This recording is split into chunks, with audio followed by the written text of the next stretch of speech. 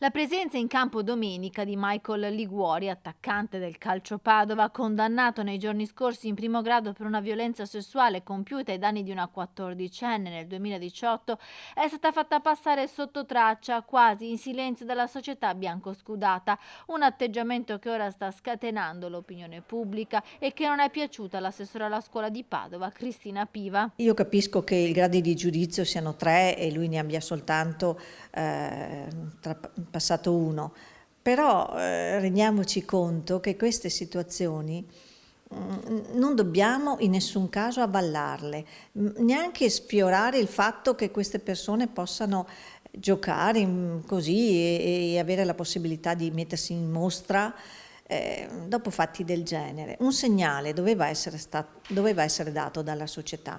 Lascialo in panchina una giornata, 2, dai un segnale che anche tu vorresti che le persone si comportassero secondo le regole civili. Anche il sindaco Sergio Giordani, in passato anche lui presidente del Calcio Padova, sostiene la linea dell'assessore Piva.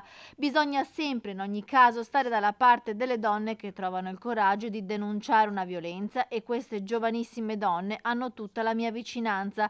C'è un processo in corso, ma come dico spesso, sono sindaco e anche un nonno, capisco quindi nel profondo il sentimento e quanto ha espresso la nostra assessora, ha scritto in una nota Giordani. Il calcio e lo sport sono ambienti che riscuotono l'ammirazione dei giovani e che dovrebbero trasmettere valori, continua Piva, che dalla società biancoscudata si aspettava una reazione diversa nei confronti del giocatore, che non può essere limitata al solo garantismo. E spero che la giustizia sia anche più veloce, perché non si può tenere a lungo persone in attesa di un giudizio finale.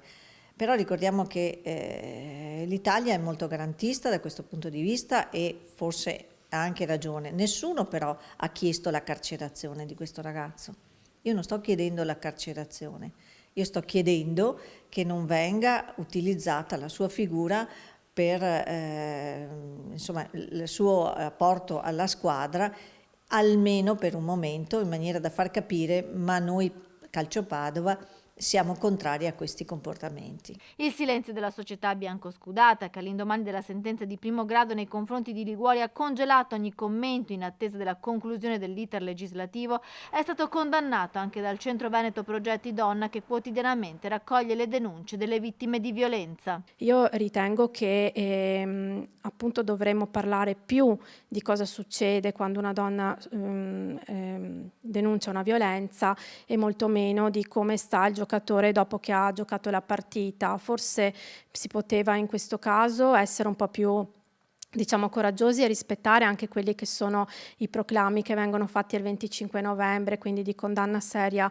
alla violenza maschile sulle donne e magari con un principio di precauzione e sospendere la presenza del giocatore delle partite finché appunto il procedimento non sia giunto a termine.